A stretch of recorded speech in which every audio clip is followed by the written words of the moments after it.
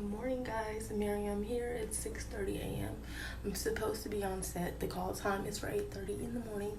We're filming a feature film, and I am camera number 2 helper. I'm helping out, so very excited. I'm gonna wake up, get some coffee, so I can get ready to be on set on time at 8:30 is the call time. So I'll be back after this. All right, guys. So I'm up, ready, heading out the door to be on the set. I don't know how much of this I can show you. I probably won't show any of it at all because usually you can't see these things until after they're done. I got my coffee, and today's a productive day of filming for a feature film. So see you guys next time. Oh, and I was on a feature film last year. It's called The Power of Forgiveness. You can find it on Amazon Prime.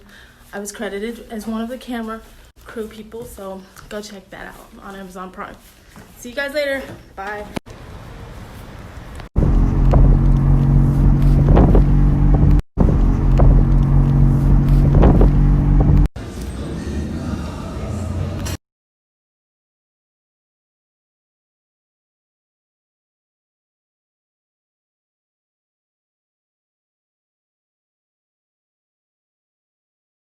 Very intimate, and then you cut to the church, and we literally enter. I can't believe it. What? That our new house is haunted? Have you ever had a business reach out to you that you contacted for an interview to see something and they misspelled your name? Would you respond back? So for example, my name is Miriam, but they wrote me in the text and said Mary Ham. Even if it was a typo, common sense would tell you Miriam is Miriam, not Mary Ham. Where did you get ham? It's not Ham Hocks. Should I write him back? Oh, and guess what his name is? His last name is Babcock. So I should respond, hi, Mr. Cock. This is Mary Ham.